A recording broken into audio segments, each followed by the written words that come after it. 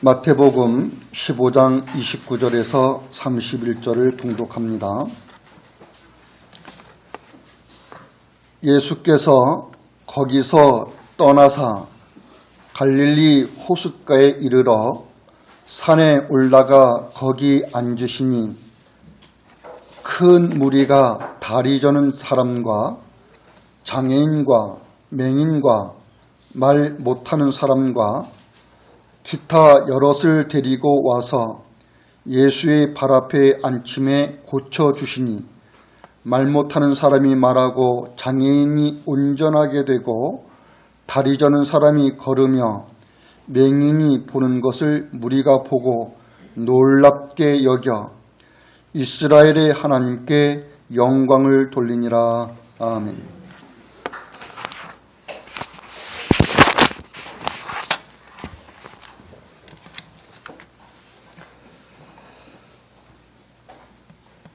예수께서는 천국 복음을 전파하시고 가르치시고 그리고 많은 병자를 고치는 이적을 행하신 것을 보게 됩니다. 예수께서 병자를 고치신 그 이적을 행하신 것에는 어떤 일들이 있었냐면요. 중풍병자를 고치는 일도 있었고요. 12년간을 혈루증으로 앓고 있는 여인도 고치셨었습니다. 소경된 두 사람을 고치는 일도 있었고 벙어리를 고치는 이적도 행하셨습니다. 그리고 회당장 그 야이로의 그 죽은 딸을 살리는 이적도 행하셨습니다.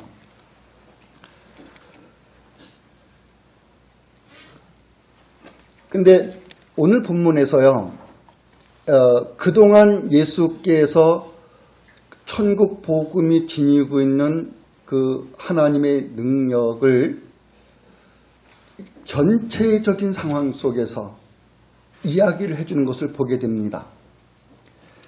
많은 병자를 고치는 이적을 나타내셨다는 거예요. 그런데 오늘 읽은 본문하고 같은 전체적인 상황을 요약 정리한 곳이 마태복음 8장 14절에서 17절에서도 보게 됩니다. 그러니까 예수께서 천국 복음을 전파하고 이적을 행하시고 그 일이 왜 있었느냐 이거를 정리해 주시는 거죠. 요약 정리해 주시고 또 예수께서 천국 복음이 지니고 있는 능력을 나타내시는 쭉 해오시고 다시 한번 또 요약 정리해 주시는 거예요. 그러니까 본문은 예수님이 천국 복음을 전파하는 것과 함께 능력을 나타내신 그 이적을 종합적으로 소결론으로 이렇게 내려주시는 것이라고 볼 수가 있는 거죠. 이것 때문에 이런 일들이 있었다 이렇게 얘기해 주는 거예요. 마태복음 그 8장 14절에서 17절에 보게 되면은 그 앞에 어떤 일들이 있었냐면은 예수님이 그 한 문둥병자를 고치는 이적을 행했었습니다. 그리고 그 백부장의 하인을 고치는 이적도 행했고요. 그리고 베드로의 장모가 열병을 앓고 누워 있었을 때 예수님은 그 베드로의 장모를 고쳐주기도 했습니다. 근데 그날 저녁이 되니까 사람들이 귀신 들린 사람을 이렇게 여럿 데리고 온 거예요. 예수께. 또는 이렇게 많이 데리고 왔다 이렇게 표현되고 있는데 어떤 사람들이 그 귀신 들린 사람들을 이렇게 데리고 온 거예요. 예수님이 그들을 다 고쳐주셨어요. 일일이 고쳐주셨어요. 그리고는 그 일을 결론을 말씀하기를 이러한 일들이 있는 것은 선지자 이사야의 예언이 이루어지는 거라 이렇게 말씀하는 겁니다. 어떤 것이 예언이 되어 있었냐면은 여호와의 종이 우리의 온갖 질병을 대신해서 앓고 우리가 당해야 할 고통을 대신 당하시는 것이었다라고 하는 것을 이야기해 주시는 거예요. 이게 이사야서 53장에 있는 이야기죠. 여호와의 종이 우리의 질병을 대신 앓는데요.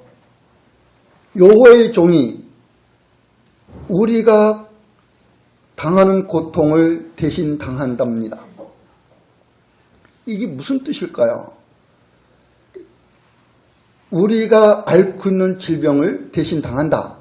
우리가 겪는 고통을 대신 겪는다 했을 때 예수께서 우리가 감기 걸려서 힘들어하면은 안쓰러우시니까 우리 대신 감기를 걸리셔서 우리가 감기 때문에 당하는 고통을 예수님이 대신 당한다는 거겠습니까?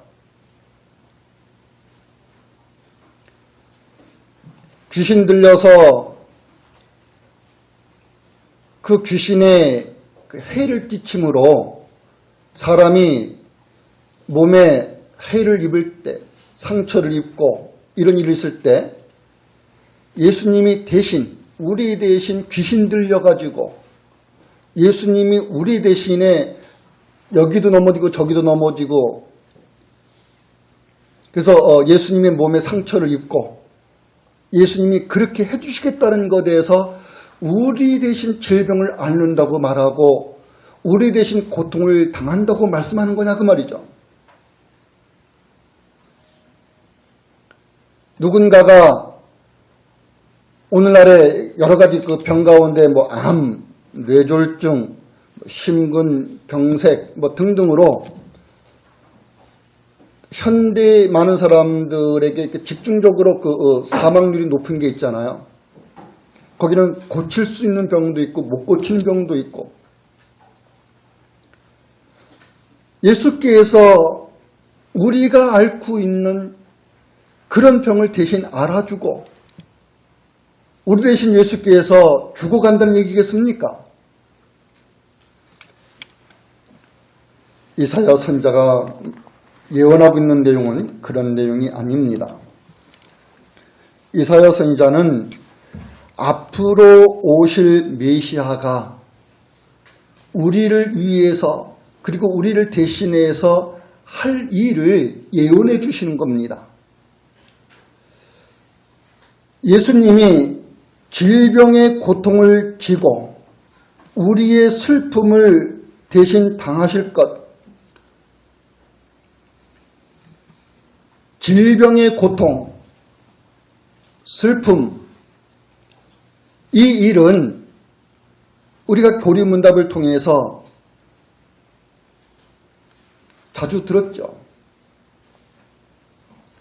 사람이 겪는 현상적인 것인데 죄와 그 비참함을 가지고 얘기해주고 있는 거잖아요.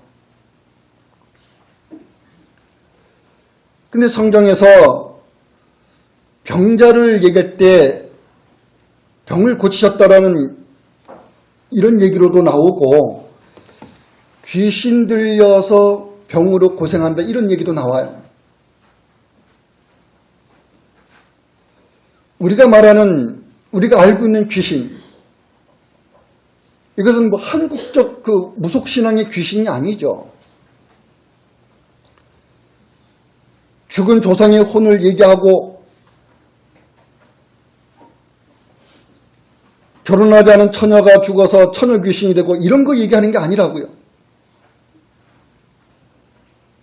억울한 일을 당하고 한 맺힌 죽음을 당해서 한이 서린 그래서 원한 맺힌 어떤 여자의 혼 그런 거 말하는 게 아니라고요. 성경에서 말하는 귀신은 악한 영입니다. 그 악한 영은 사탄이라고도 불리고 마귀라고도 불립니다. 사탄이라고도 하는 마귀의 존재요. 마귀라고도 불리는 사탄의 존재입니다.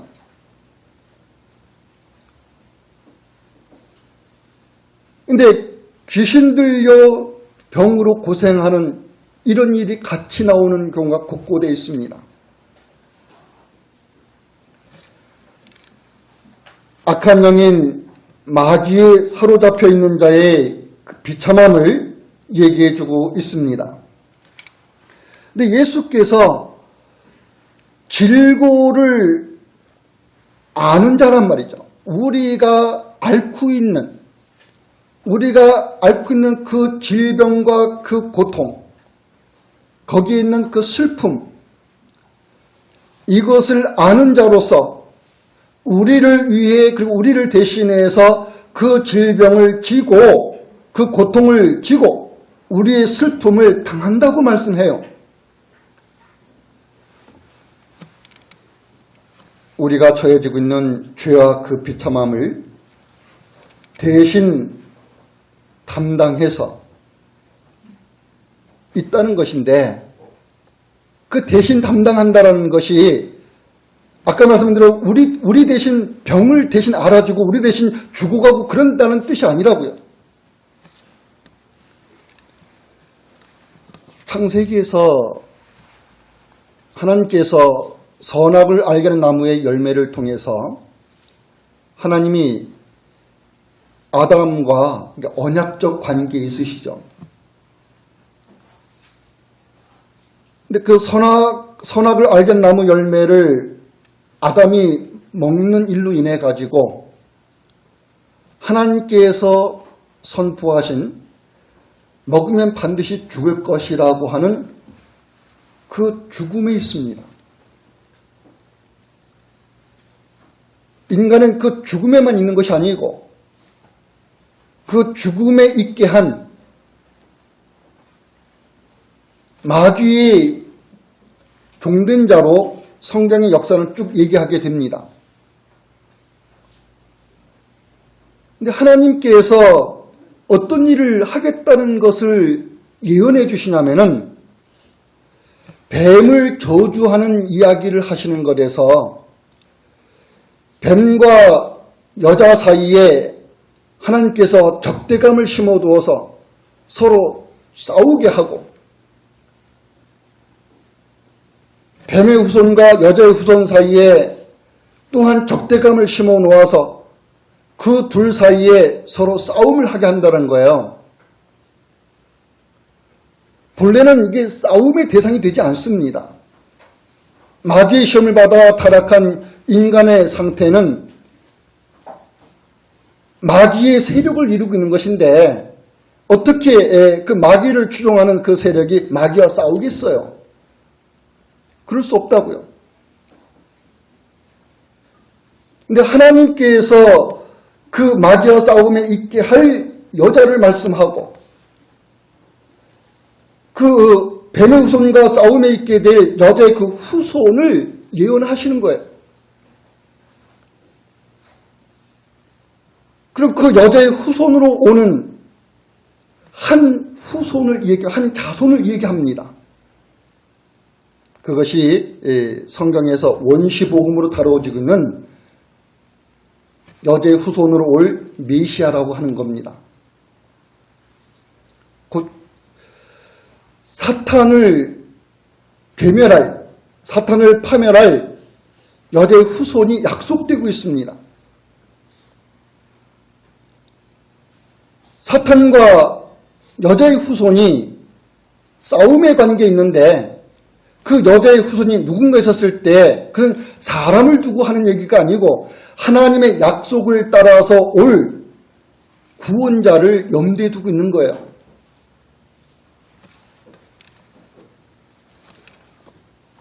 선지자 이사야가 여호와의 종이 우리의 온갖 질병을 대신해서 앓고 우리가 당해야 할 고통을 대신 당할 것이라는 이야기는 죄와 그 비참함을 대신 담당해서 있게 한 하나님에 의해서 죄와 그 비참함을 대신 담당하는 거죠. 근데 그것을 담당해서 어떤 일을 하냐면은 마귀와 싸우시는 일을 하실 것이에요. 사람은 싸울 수가 없어요. 마귀의 사탄의 나라를 이루고 있는 그 사탄의 세력을 이루고 있는 그 추종자들이 어떻게 사탄과 대적해서 싸우겠냐고요. 싸운다 한들 이길 수 있겠습니까? 사람이 마귀를, 악령을 이길 수 있겠습니까? 이길 수가 없습니다. 그러니까 싸움의 대상이 되지도 않고 싸움의 관계도 아니에요. 죄와 사탄의 그 지배 아래에 있는 인류는 사탄과 싸울 수도 없고 싸움의 대상도 아니라고요. 그런 관계가 아니라고요. 그런데 죄와 그 비참함의 그 상태를 가지고서 싸울 수 있는 유일한 존재, 그것은 원시복음에 약속되어 있는 하나님의 구원자입니다. 예수께서 그 구원자로서, 원시복음에 약속된 그 구원자로서 오셔서 우리를 위해, 그리고 우리를 대신해서 죄와 그 비참함의 그 상태 속에서 마귀와 더불어 싸우게 되는 그런 관계를 얘기해 주시는 거죠. 본문에서는 예수께서 갈릴리 호숫가로 되돌아가셔서 산에 올라가 앉아 계신 중에 무리들이 절름발이, 그리고 또는 발이나 손이 이런 그 신체 일부가 그 불구가 된 장애를 입은 사람, 소경, 벙어리 된 자, 그리고 이런저런 여러 가지 병으로 고생하는 많은 병자를 데리고 와서 예수님 앞에 앉혀놓으니 예수께서는 그들 모두를 고쳐주셨다고 말하고, 그러므로 인해서 말 한마디 못하던 사람이 말을 하고, 팔과 다리를 못 쓰던 불구자가 정상의 몸으로 돌아오고, 안진뱅이가 일어서서 걷고 뛰어다니며, 소경들은 눈을 떠서 자기들 앞에 일어나고 있는 광경을 바라보고 있었다고 말합니다. 그런데 이러한 일이 일어나고 있는 것에 대해서 무리들이 매우 놀라워했고, 뭐라고 말을 했냐면은 이스라엘의 하나님을 찬양하여 하나님께 영광을 돌렸다, 이렇게 얘기합니다. 본문에서 예수님이 거기서 떠나서 갈릴리 호숫가에 이르렀다고 그랬어요. 이 거기서라고 하는 얘기는 우리가 지난주까지 설교 들었던 그 가나안 여자의 그 딸을 고치는 이적을 행하신 것에서 예수님께서 거기서 나가서 두로와 시돈 지방으로 들어가셨다고 말씀합니다. 그 두로와 시돈 지방에서 떠나서 갈릴리 호숫가에 이르렀다라는 거죠. 근데 왜 이 지명이 나오느냐? 어떤 그 지역의 이름을 왜 거론하고 있느냐라는 겁니다. 그리고 이게 무엇하고 연관이 있느냐? 본문에 우리가 지금 보고 있는 예수님이 이적을 행하신 것하고, 그리고 사람들이 이스라엘 하나님께 찬양을 돌렸다고 하는 것하고 이게 무슨 관계 있길래 이 지명이 나와야 되느냐라는 거죠.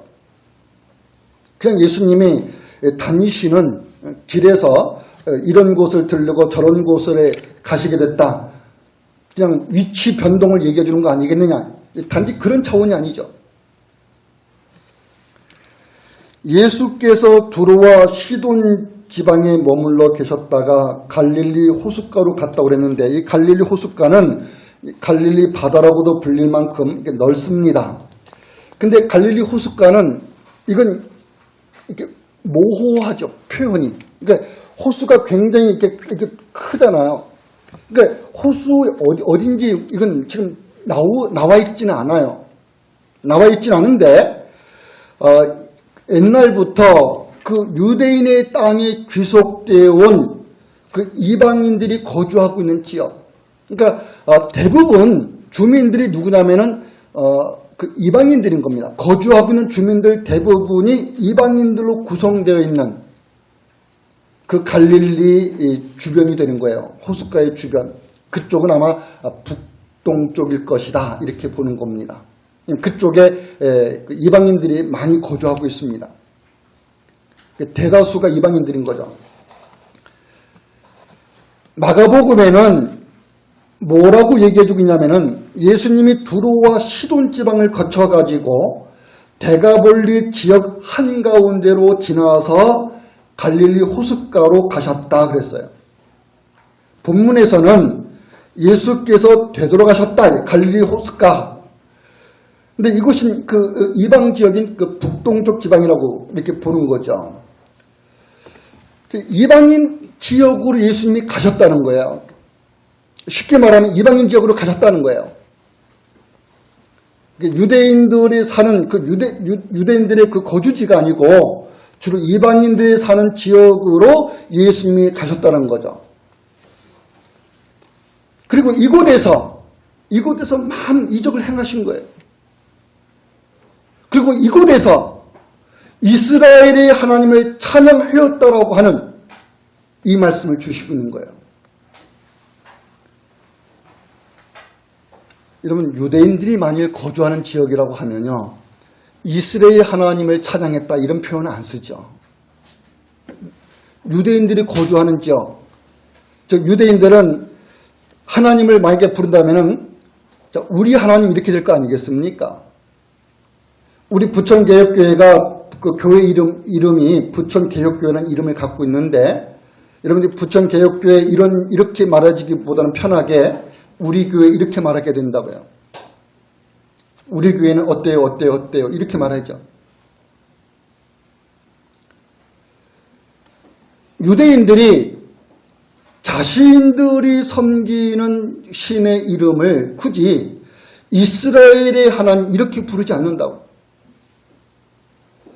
이스라엘의 하나님 이렇게 불려지게 된 것은 이스라엘의 하나님을 따르지 않는, 섬기지 않는 다른 신을 섬기는 사람들이 이스라엘의 하나님, 이스라엘 사람들의 섬기는 하나님 이렇게 말하게 되는 거예요. 그러니까 이스라엘 하나님을 찬양했다라는 이 말에서 지금 하나님을 찬양하고 있는 그 대상들이 누구냐면은 이방인들이었다라는 것을 알게 되는 거예요. 근데 이게 왜 중요한가라는 거죠.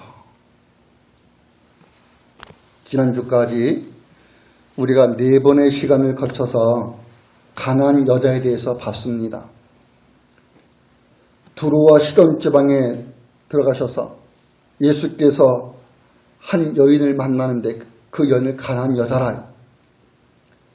이 가나안 여자는 이 조상부터 쭉 올라가게 되면 이 가나안 여자는 이방인이죠. 그 이방 민족의 후손인 거예요. 근데 이 가나안 여자의 그 딸을 고치는 이적을 통해서 예수께서 하나님의 자비를 따라서 주시는 믿음 문제를 다루어 가고 있어요. 가나안 여자가 주 다윗의 자손이라고 부르는 그 예수님, 이분에 대한 이해를 갖게 하고 주 다윗의 자손으로 부르는 예수께서 이방인인 이 가나안 여자를 이스라엘 집의 한 일원으로 들어오게 하시는 그런 일들을 펼쳐나가고 계셨었어요. 예수께서 가나안 여자의 딸을 고치는 일을 통해서 그 이적을 통해서 구원 얻는 믿음을 말씀해 가시게 됩니다.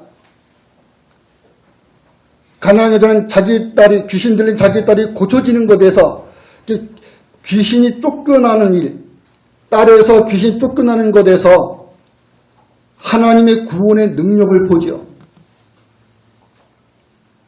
근데 그 구원 얻는 것에 이 여인의 믿음이 있게 하는 것을 통해서 예수께서는 앞으로 예수님의 죽음과 부활의 복음에 있는 그 믿음이 있게 하신다고요. 예수님의 죽음과 부활의 복음에 믿음이 있지 않고 단지 내 딸을 귀신에서 해방시켰다고 하는 이것에만 머물고 이것에만 믿음이 있다고 그러면은 예수님하고 상관없는 믿음이 되는 거예요. 하나님의 자비하고 상관없는 믿음이 되는 거예요. 그냥 딸의 귀신 들린 딸이 귀신에서 자유한 그 기쁨을 맛본 곳에 그칠 뿐이라고요. 그 기쁨에 있었던 사람들이 얼마나 많은데요. 본문에서도 많은 자들이 예수님이 행한 이적을 통해서 나았다고 지금 얘기해 주시고 있어요. 그들이 이스라엘 하나님께 찬양을 돌렸다고 말합니다. 찬양을 돌렸다는 말은 또 다른 표현은 영광을 돌렸다 그런 뜻입니다. 이스라엘 하나님께 영광을 돌리더라 그런 얘기. 그리고 영광을 돌렸다는 얘기는 이스라엘의 하나님을 온 세상에 드러내게 됐다는 거예요. 그들이 말하는 그 말 한마디 한마디에 담겨있는 그 이스라엘 그 하나님, 그들의 입을 통해서, 이방인이 그들의 입을 통해서 하나님의 이름이 지금 세상에 나타나고 있다고요.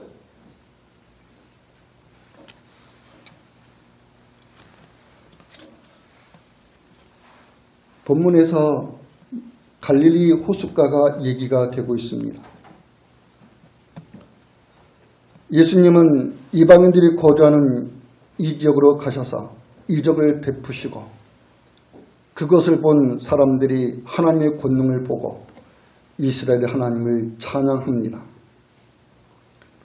예수께서는요, 이곳 갈릴리 호숫가에 있는 한 산에 올라가 앉으셨습니다. 갈릴리 호숫가에 이르러 산에 올라가 거기 앉으시니, 갈릴리 호숫가에 근처에 있는 어떤 특정한 한 산에 올라가 앉은 거죠. 앉아 계신 거죠. 근데 왜 호숫가 근처에 있는 한 산에 이렇게 올라가 앉으셨냐면은, 이렇게 한적한 시간을 갖고자, 아무에게도 방해받지 않고 홀로 한적히 또는 여유있게 그런 시간을 가지시면서 하나님의 뜻을 생각하는 것에 깊은 묵상에 있기 위해서일 거라고 봅니다. 왜냐하면 성경에서 예수님이 산에 올라가 앉으셨다 이런 그 표현이 쓰여졌을 때에는 항상 그 뒤에 중요한 일들이 있었던 거예요.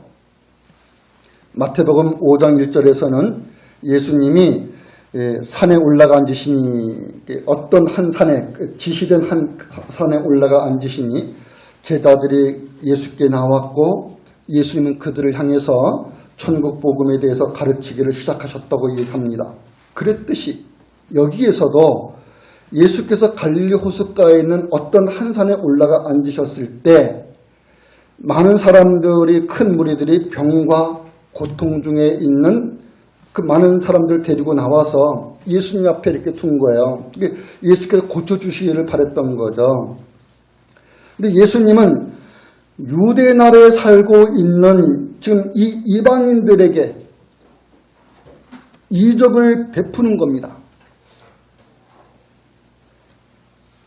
유대 나라에 살고 있는 이방인들에게, 과거에는 본래는 이방인 땅이죠. 본래는. 그러나 하나님께서 아브라함과 그 후손들에게 주신 땅이 됐습니다. 본래는 이방인들이 살고 있는 땅이지만은 이제는 이방인들이 유대인 땅에 사는 그런 모습이 됐습니다. 예수께서는 유대 나라에 살고 있는 그 이방인들에게 그들을 위해서도 이적을 베풀어서 하나님의 나라의 능력을 행해 주신 겁니다. 그리고 이런 일들이 왜 있었느냐 했었을 때 마태복음 8장에서는 선지자 이사야가 한 예언이 그대로 이루어지고 있는 겁니다. 이랬던 거죠. 본문에서는 어떤 내용을 담고 있냐면은 가나안 여자의 그 딸을 고치는 이적과 연결되어서 지금 예수님이 행하신 그 이적은 귀신 들린 딸을 고쳐주는 것에서만 한정된 게 아니고 이것이 예수님이 지실 십자가로 가게 될 것이고 죽음과 부활의 권능에 있게 될 거예요. 그리고 그 믿음에 이르게 할 거예요. 근데 예수께서 이적을 행하는 것에 대해서 예수님에게 있는 그 하나님의 그 능력을 지금 나타내시고 있었던 거죠. 근데 그 능력을 나타내시는 예수께 유대인들이 믿음을 갖고 있지 않습니다. 성경에서는 바리새인과 서기관들에 대해서 그리고 그들의 가르침을 따른 유대인들에 대해서 어떤 표현을 쓰고 있냐면은 악하고 음란한 세대 이런 표현을 씁니다. 이미 여러 번 설명드렸듯이 그것은 악하여 믿음이 없다 그런 거예요. 믿음이 없다. 윤리적인 무슨 도덕적인 그런 그 도덕성의 결여, 윤리성의 결여를 갖고 음란하다 이걸 얘기하는 것이 아니라 믿음이 없는 세대를 말하는 겁니다. 그리고 믿음이 없는 것이 왜 음란으로 표현이 되냐면은 여호와신 하나님을 신실히 섬겨 그 경배함에 있어야 될 것인데 그들이 어떤 우상 숭배에 있는 여호와신 하나님께서 멀리 떠나서 우상 숭배에 있는 그 상태를 어떤 음란한 내용으로 보고 있는 거죠. 그렇게 표현하고 설명하고 있는 거죠. 믿음이 없는 것이 여호와신 하나님께 믿음이 없는 것이 그렇다 그 말이에요. 당연히 여호와신 하나님의 이름을 부르는 유대인들에게서 믿음을 봐야 되잖아요. 당연히 유대인들이 하나님의 뜻을 순종하고 그래서 하나님의 뜻으로 오신 예수 그리스도의 이름을 불러야 되잖아요. 당연히 예수의 이름을 부름으로 하나님께서 그 이름이 지니고 있는 영원한 생명, 곧 영생, 이 생명에 있어야 될 것 아니겠습니까? 근데 유대인들은 여호와로부터 멀리 떠나 있다고요. 그들의 입에서 예수께서 하나님의 아들이시고 그리스도이심에 대한 그 믿음의 고백이 나오지 않는다고요. 근데 그러한 그 고백에 있게 하는 그 믿음을 지금 어디서 일으켜 나가고 계시냐면은 이방인에게서 지금 해나가고 있었던 겁니다. 본문에서는요, 이방인들이 이스라엘의 하나님을 찬양합니다.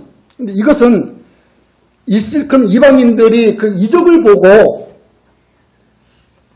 이스라엘 하나님을 다 믿었느냐 이런 얘기에서 하고 있는가 그런 것은 아닙니다. 가나안 여자가 처음에 예수님을 만나서 주 다윗의 자손 예수요라고 그렇게 불렀던 것이 믿음에서 거기서 이제 믿음이 이제 출발이 되죠. 그렇게 부르게 하는 것을 통해서 예수께서 궁극적으로 이르게 하고자 하는 그 믿음에 도착하게 할 거예요. 그러나 그 주 다윗의 자손 예수로 불러갔었을 때 가나안 여자가 갖고 있는 그 신관, 신에 대한 지식, 신에 대한 관점, 이것은 가나안 사람들이 섬기고 있는 그 신에 대한 상대적인 개념이었어요. 가나안 사람들이 섬기는 신하고 주 다윗의 자손으로 불려지는 다윗의 자손 불려서 불려지는 그 예수님을 자신이 주님으로 섬기겠다고 하는 그 신관하고는 전혀 다르죠. 예수께서 가나안 신들보다 더 위대하고 더 크신 분, 이런 개념이에요. 그러나 예수님에 의해서 예수께서 주시는 그 믿음에 이르게 될 것이었습니다. 본문에서 이방인들이 이스라엘 하나님을 찬양했다고 했었을 때 이방인들이 다 유대인들이 믿지 않았던, 유대인들이 아직 예수님을 통해서 그 믿음에 있지 않았던 그들은 그 믿음이 있었다라는 것을 얘기하는 것이 아니라 예수님이 행하신 그 놀라운 능력을 그들이 자신들의 눈으로 보고 겪으면서 이스라엘 하나님을 매우 크게 본 거죠. 이런 거예요. 우리들이 기독교하고 이렇게 불교를 이제 흔히 대조하게 됐을 때 불교의 승려들이 기독교의 하나님을 높이 삽니다. 그리고 기독교의 하나님을 높이 사는 것에서 매년 기독교가 성탄절을 갖고 부활절을 가질 때마다 예수님의 탄생과 부활의 축하 인사를 합니다. 그런 프랑카드를 이렇게 사찰에도 걸어요. 예수님의 성탄을 축하합니다. 예수님의 부활을 축하합니다. 여러분, 예수님의 성탄을 축하하고 예수님의 부활을 축하한다고 해서 불교가 예수님을 인정하는 거 아니죠. 즉 천상천하에 살아계시고 참되신 유일하신 신은 이분뿐이다 라고 하는 것을 인정하는 게 아니라고요.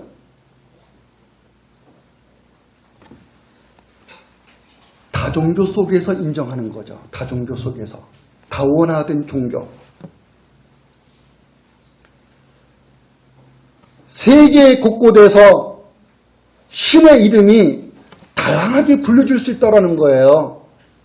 사람들에 의해서 그들이 부르는 그 신의 호칭, 그게 다양할 수 있다는 거죠. 그 다양한 그 신의 호칭을 통해서 궁극적으로 얻고자 하는 그 구원이라는 것에 대해서는 그들은 하나로 통일된 개념을 가지려고 하는 겁니다.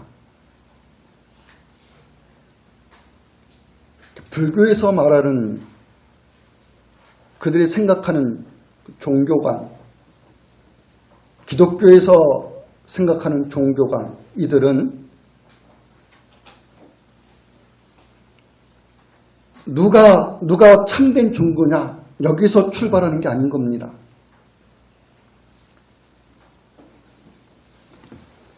기독교에서 말하는 하나님도 위대하시구나, 높으시구나, 우리가 그걸 인정하자, 그런 거죠. 우리가 이제 그렇듯이 기독교도 우리를 인정하라.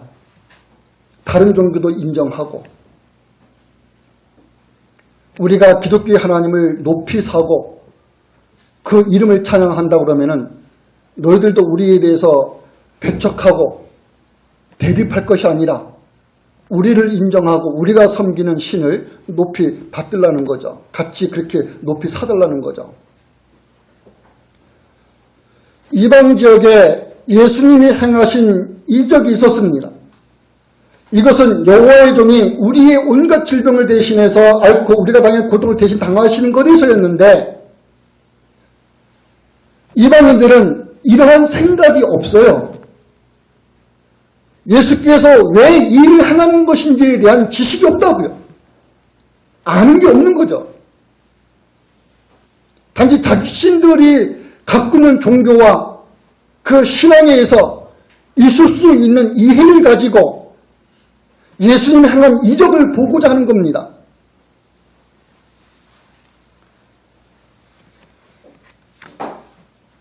예수께서 선지자 이사야의 예언에 있어 왔고 그 예언 성취에 있는 분이시지만 이방인들은 이 사실을 알지 못하고 단지 자신들에게 일어난 신기한 놀라운 일로 인해서 예수님과 함께 하시는 이스라엘 하나님을 찬양할 뿐이었습니다. 즉 높이 살 뿐이었습니다.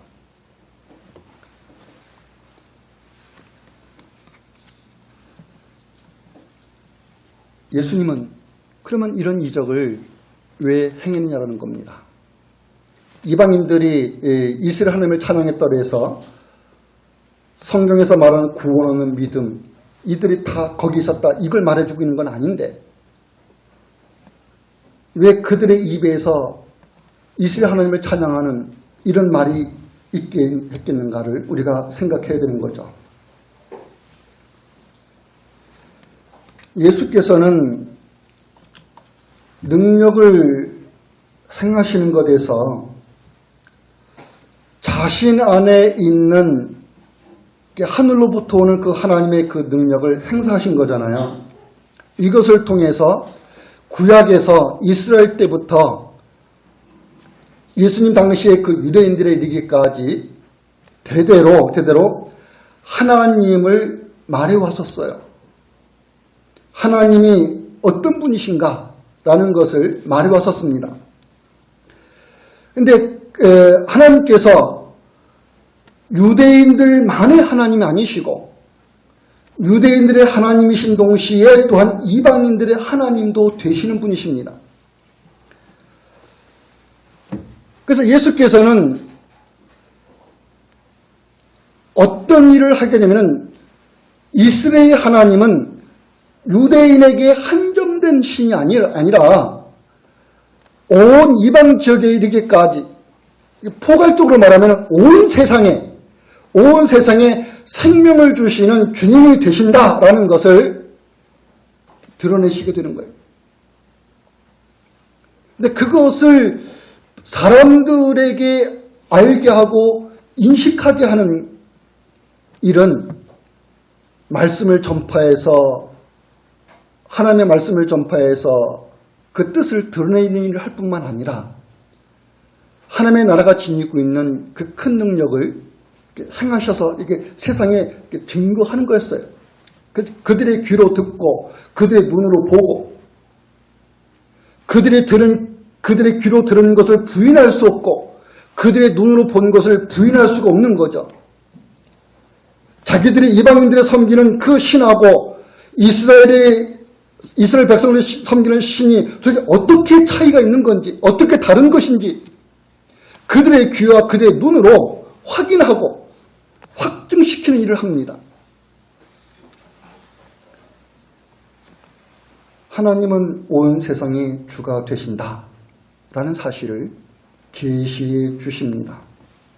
이것을 예수님이 행하시는 이적을 통해서 그러니까 예수님은 사람의 아들, 요셉의 아들, 마리아의 아들,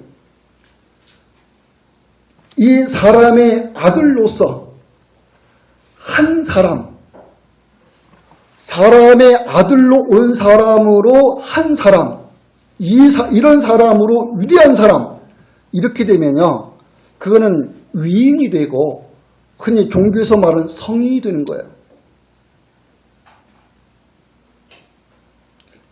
위인, 성인은 수없이 많을 수 있습니다. 사람들이 이 사람은 위대합니다. 이 사람은 거룩합니다. 라고 그 말을 붙일 수 있는 사람, 평범하게 살지 않고 예스럽게 살지 않은 사람들을 통해서 그거 많이 붙일 수 있죠. 예수님은 그런 한 사람으로 오신 게 아니에요.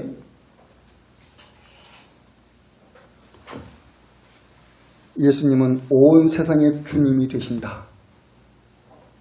이렇게 불릴 수 있는 유일하신 분입니다. 그리고 그 유일함은 뭐를 통해서 증거가 되고 있냐면 예수님과 함께 하시는 그 하나님의 그 능력이 그 사실을 증거해 주고 있죠. 이런 일을 행하실 수 있는 분, 이 권세, 이 권능이 어디서부터 왔는가라는 거예요. 예수님이 말씀하셨을 때 그 가르침에 사람들이 놀라면서 이 가르침이 어디로부터 왔는가라는 거예요. 이스라엘이 섬기는 하나님이 예수님과 함께 하고 있는 것을 인식하게 해주시고 있습니다. 그런 면에서 예수님의 이적을 행한 것은 하나님 자기 계시 사건이라 이렇게 말해주는 겁니다. 하나님 자기 계시 사건, 하나님 자신을 계시해 주시는 거예요. 알려주시는 거예요. 보여주시는 거예요. 또 예수님 자기 계시 사건, 예수님이 누구신가? 자신의 정체를, 자기의 실체를 드러내 보여주는 사건인 겁니다. 예수께서는 이적을 통해서 이방인들은 자기들의 섬기는 우상 숭배 신앙이 있으면서 이스라엘이 섬기는 하나님을 예수님이 행하신 이적에서 보면서 이스라엘이 섬기는 하나님이 위대하심을 높이 사고 있습니다. 그런데 예수께서는 이렇게 하는 것을 통해서 이방인들에게 이스라엘 하나님의 그 이름이 거론되는 것을 통해서 당시에 바리새인과 서기관들과 그들의 가르침에 있는 많은 그 유대인들의 그 불신앙을 책망하고 지적하고 있는 겁니다. 그들의 입에서부터 먼저 나와야 될 거잖아요. 먼저 유대인에게서 먼저 나와야 된다고. 이스라엘 하나님을 찬양하는 그것은 유대인의 입에서 먼저 나와야 된다고요. 그리고 이방인의 입에서도 있어야 될 것이라고요. 근데 지금 유대인들의 입에서는 닫혀 있습니다. 이방인들의 입에서 나오고 있습니다. 이것이 이스라엘 하나님을 온전히 알고 그 믿음에 있는 것으로 말해지는 것은 아니라 할지라도 그 이름을 증거하게 되는 것을 통해서 유대인들의 불신앙을 꼬집고 그들의 불신앙을 책망하게 되는 거죠. 왜냐하면요, 우리가 앞서에서 이 마가복음을 통해서 다 배운 겁니다마는 바리새인과 서기관들의 가르침에 있는 유대인들은 다른 말로는 조상들의 전통을 쫓아서 살아오는 종교관이었어요. 또는 장로들의 전통이라고도 불려져요. 장로들의 유전. 거기에 하나님의 계명을 가지고 사람의 계명들을 만드는 일을 했어요. 거기에 정결, 규례, 예식도 있습니다. 정결, 규례, 예식에 있으면 자기들이 깨끗한 줄 알았던 거예요. 예수님은 정결, 규례를 행한 그 예식을 가져진 것에 대해서 사람의 깨끗함이 있는 것이 아니라는 거죠. 사람의 마음에서 나오는 것이 더러운 한 사람은 깨끗해질 수가 없는 거예요. 정결규례 예식을 행하지 않으면 제대로 시행하지 않으면 그것이 사람을 더럽게 하느냐? 그렇지 않습니다. 사람의 마음에서 나오는 것이 사람을 더럽게 합니다. 근데 정결 또는 그 불결의 그 규례를 두신 것은 하나님의 그 의로움, 이것과 인간의 그 죄악된 그 죄성, 이 문제를 다루고 가는 거였다고요. 하나님과 인간을 놓고 볼 때 하나님의 의로움과 인간의 그 죄악됨을 다루고 가는 거였어요. 그러니까 하나님의 의로움을 알아가야 되고 하나님 인간의 그 죄악됨을 알게 하시는 거라고요. 근데 유대인들은 선생들의 가르침을 받아오면서 정결구례 그 예식, 그 예식에 있는 것에서 자신들의 의로움을 보게 되고 이 의로움은 곧 구원의 어떤 확증을 갖는 그런 이야기가 되고 이것이 자기들의 아브라함의 그 자손인 것에 대해서 주어진 어떤 특혜로 보게 되고 여러 가지 문제를 안고 있게 되죠. 하지만 예수께서는 하나님 자신을 드러내십니다. 이스라엘의 하나님을 드러내십니다. 이방인들에게 이스라엘 하나님을 드러내십니다. 그들의 입을 통해서 이스라엘 하나님이 찬양하게 합니다. 유대인들의 입에서 나와야 될 그 찬양이 이방인들에게서 나오게 합니다. 그러므로 인해서 바리새인과 서기관들과 그들의 가치를 따르는 유대인들의 그 불신앙을 책망합니다. 우리는 이러한 일들이 이제 오늘날에 우리들에게 어떤 것인가라는 것을 보게 돼요. 많은 병자를 고치는 이적을 행하신 것에 대해서 교회가 오해되고 이렇게 왜곡해 왔던 것들, 예수님이 귀신을 쫓아내고 병든 자를 고치는 이적을 행하셨을 때 그 능력진 위대함이 있었고 또 예수님을 따른 사도들에 의해서 교회를 세워가시는 과정에 놀라운 이적들이 있었죠. 사도행전에서는 바울의 손수건만 만져도 병자가 낫고 바울이 입은 그 옷자락만 만져도 병자가 나았다 했었을 때 이것은 이적이라 했었다. 이적. 근데 어떻게 손수건만 만져도 낫고 옷자락만 만져도 낫냔 말이죠. 이건 바울이 지니고 있는 능력이 아닌 거예요. 바울이 전하는 예수 그리스도의 이름이 지니고 있는 능력이죠. 근데 이것을 가지고 예수 그리스도를 믿는 사람들이 지니고 있는 능력으로 이렇게 삼게 돼요. 예수님과 사도가 행한 하나님의 능력, 이것이 여러분에게 없겠습니까? 여러분에게. 근데 여러분에게 그 능력이 있다고 하는 것은 예수의 이름을 전파하는 것에서 예수의 이름이 지니고 있는 그 능력이 죄와 마귀의 종되었던 자들을 그것으로부터 구원하시는 일이었다고요.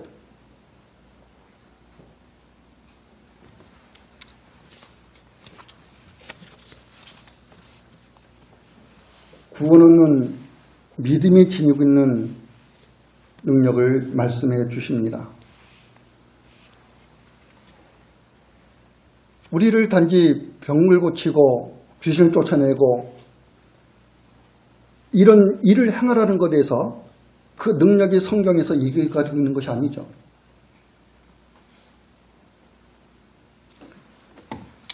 사도행전에서는 지난주에 지지난주입니까? 얘기했었을 때 심지어는 바울이 전하는 그 예수 그리스도의 그 이름을 돈으로 주고 살려고 해요. 바울이 성령이 임하실 것을 구하고 그 성령이 지니고 있는 성령이 행하시는 그 능력을 보고서 성령을 돈으로 매수하려고 해요. 성령을 돈으로 자기가 소유할 수 있는 것을 보는 거죠. 매수할 수 있는 것을 보는 거죠. 자기도 성령만 소유하면은 귀신을 쫓아내고 병을 고칠 수 있을 거라고 생각하는 거예요.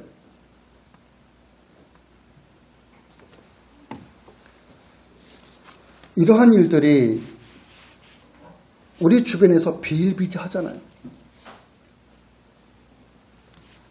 어제는 그것이 알고 싶다라는 프로가 있는데 거기에 한 여자 목사가 강씨라고 하는 여자 목사가 그런 짓을 하고 있는 거죠. 예수의 이름을 가지고 우리들이 갖고 있는 사람들이 갖고 있는 거기 모인 사람들이 갖고 있는 모든 병을 다 낫게 해주실 것이라고. 근데 거기에 모인 사람들이 이 가난한 사람들이 많은 거예요. 근데 그들을 이렇게 다 등치는 거죠.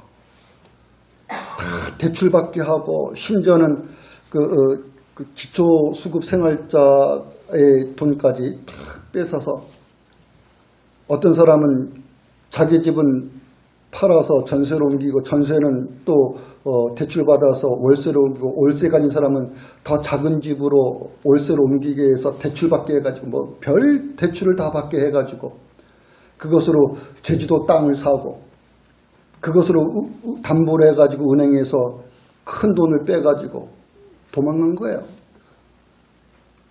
필리핀으로 도망가고 지금 중국에 가서 중국 국적을 뭐 취득하려고 한다고 그러나 뭐 하여튼 그런다고 해요. 사람들은요, 목사라는 말 한마디에 다 속은 거예요. 가난한 자들과 함께하고 그들을 위해서 산다는 말에 다 속은 거예요.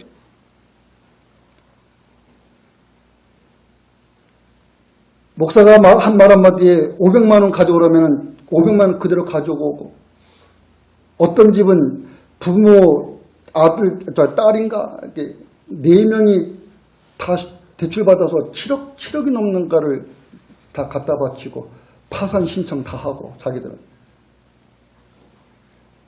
근데 그 강씨라고 하는 사람이 하고 있는 죄송합니다. 지시, 그게 뭐냐면은 예수의 이름을 가지고 병 고친다라는 거예요. 귀신 쫓아내고.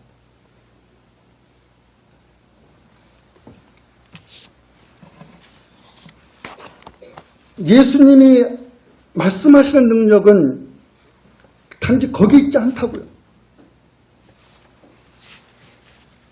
하나님의 능력이 예수님의 죽음과 부활에 있을 것으로 여러분들에게 더 큰 신병 이적을 행하신 것, 이것을 여기에 여러분의 믿음이 지금 있잖아요.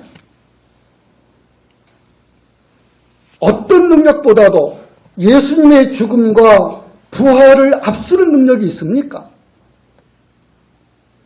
성경의 모든 능력은 예수께서 죽으시고 살아나실 것으로 나아가고 있는 거였어요.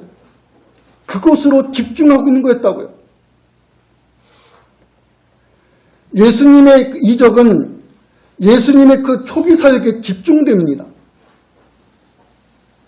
3년 6개월의 공생의 기간 동안에 초기에 집중됩니다. 예수님의 십자가로 가까울수록 이적 갖고 지금 그 능력을 나타내시는 것에 대해서 나를 보라는 것이 아니라 지금까지 해오신 그 모든 것에서 하나님의 나라를 이야기하시고 그 나라가 예수님을 따르는 모든 사람들에게 있는 것으로서 예수께서는 친히 십자가에 달린 자가 되실 것이었고 그래서 죽음을 당하실 것이었고 무덤에 갇히실 것이었고 그러나 3일 만에 부활하실 것이었습니다.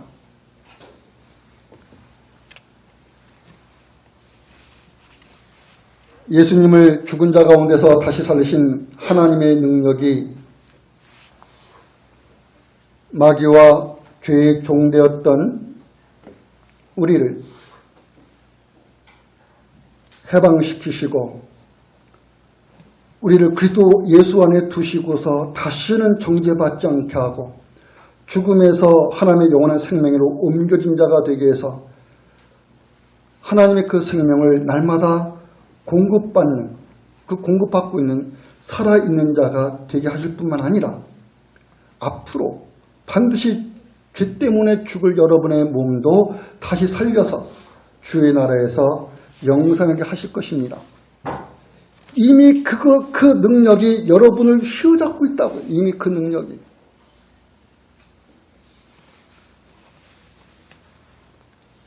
여러분 옛날에 이제 일본이 우리나라를 지배하고 있을 때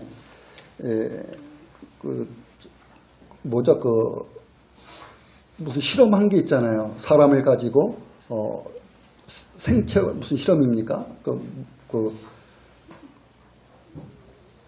이제 사람을 실험의 대상으로 삼는데, 근데 그 사람을 가리키는 말이 마루타라는 말이 있잖아요. 마루타.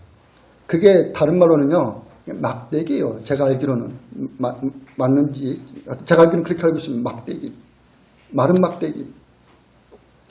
인간을 마른 막대기로 보는 거예요. 이거는 이제 불에 태워서 없어질 수 있는 존재. 사람을 사람으로 봐야 되는데 사람을 막대기로 본다고. 죄와 마귀의 종되었다 했을 때 그 사람의 형편이 마귀와 더불어서 영영한 불에 던져질 것이다 라고 하는 것이 인간의 그 형편이잖아요. 근데 영영이 불에 던져질 것이다.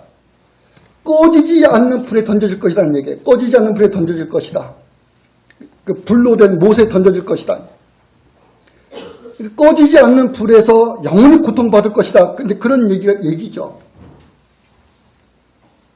진짜 그런 얘기인데, 그 꺼지지 않는 불에 영원히 고통받는 그 인간을 그 불길이 활활 타오르게 하는 그 인간의 실체가 도대체 뭔가라는 거예요.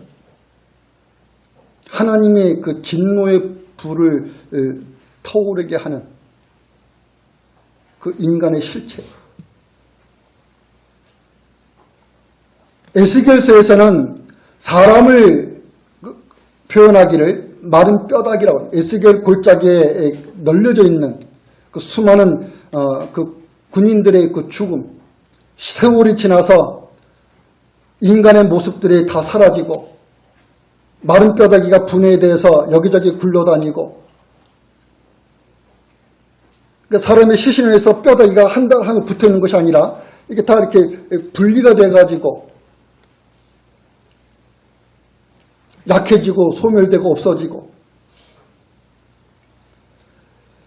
여러분, 마귀와 더불어서 영영이 지옥불에 던져진다는 게 인간의 실체가 그렇다고요. 근데 그 마른 뼈다귀에 하나님의 명령이 주어진 게 있습니다. 살이 붙고 피부가 덮이고 혈관이 생기고 피가 돌고 그런 사람이 일어나서 걷고, 이건 구약 성경에서 있었던 이적입니다. 생기야라고 하는 그 하나님의 말씀이 그대로 있다고. 여러분들은 그 하나님의 살아있는 생명, 이것을 여러분들은 영원한 생명의 기운을 받은 자들의 예수 그리스도를 통해서 마른 막대기요 마른 뼈다귀에 그렇게 나뒹굴어지는 그런 우리를 예수께서는 구원을 믿음에 있게 하셨다고 했었을 때 그 생명이라는 것이 그렇다는 거죠. 이러한 여러분들이 예수님이 여러분의 주님으로 계심을 인해서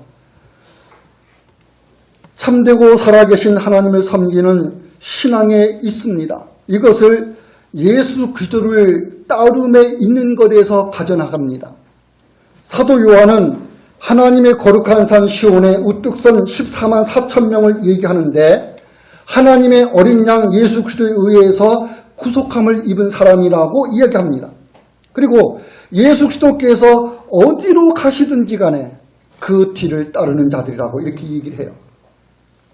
이 말은요, 예수 그리스도께서 계신 곳이면 그곳이 어디에서나 예수님을 따르는 자들이 있다라는 말이기도 하잖아요. 예수 그리스도 뒤에는 언제든지 누가 있다는 얘기인가요? 그분을 믿는 자들도 함께 하고 있다는 거예요. 예수 그리스도가 맨 앞에 있고 그분을 따르는 모든 자는 그 뒤에 쭉 나열해 있는 거라고요. 예수 그리스도께서 하나님을 아버지라고 부르는 첫 번째 아들 장자로 존재한다고 그러면은 그 장자 뒤에는 차자, 삼자, 사자 계속 있는 거라고요. 즉 예수님과 형제된 하나님을 아버지라고 부르는 하나님의 아들들이 그 뒤에 쭉 있는 거라고요. 예수님과 여러분과 무슨 차이가 있습니까? 하나님의 아들이신 그리스도를 통해서, 예수를 통해서 여러분 하나님의 아들들이 되게 한 그 하나님의 권능, 이것을 여러분이 함께하고 있는 거죠. 예수님을 믿는 자들이 부르는 교회가 그렇습니다. 예수님의 이름이 불려지는 그 이름이 있는 곳이 어디든지 간에 어떤 장소로 있든지 간에 그곳은 하나님의 어린 양이신 예수 그리스도의 구속함을 입은 사람들이 하나님과 함께하는 거룩한 곳입니다. 그것이 교회입니다. 그러니까 하나님께서 예수 그리스도를 통해서 행하시는 그 이적에 있는 자들이라고요. 하나님의 능력을 힘입고 있는 이적을 보고 있는 여러분들입니다. 우리가 예수를 믿는 믿음에 있다는 것이 그 이적을 말해주고 있습니다. 그러니까 이적에서 그 절정, 그 이적의 결정판, 성경에 많은 이적들이 있는데 그 이적의 그 최종 결정판, 그것은 여러분의 믿음인 거예요. 그러니까 여러분의 믿음이라는 것은 이건 하나님의 이적인 거죠. 사람의 힘으로 가져질 수도 없고요. 누구의 설득으로 되지도 않고 훈계와 가르침으로도 소유되는 것도 아니고 그렇게만 될 수 있으면은 그렇게 하겠는데 설득하고 힘으로 될 수 있으면은 강요하고 가르침으로 될 수 있으면은 끊임없이 반복해서 가르치고 교훈하고 하겠는데 믿음은 그렇게 해서 소유가 안 돼요. 여러분에게 있는 믿음은 하나님의 이적으로 온 거예요. 기도하겠습니다.